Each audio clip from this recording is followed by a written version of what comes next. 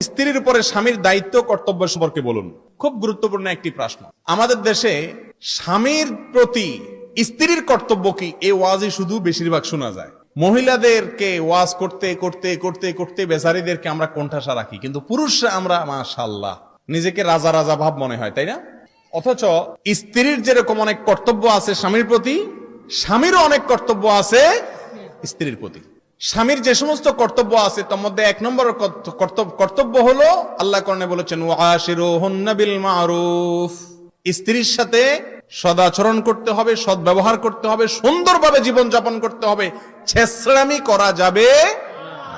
বহুত পুরুষ আছে সংসার করে ঠিক আছে বউয়ের সাথে, কিন্তু ছেঁচড়ার মতো সংসার করে, আছে না নাই? ঘেউ ঘেউ ঘেউ ঘেউ ঘেউ ঘেউ ঘেউ ঘেউ সারাদিন। বাহিরে আসাল ফেরেশতার মতো, আছে না নাই?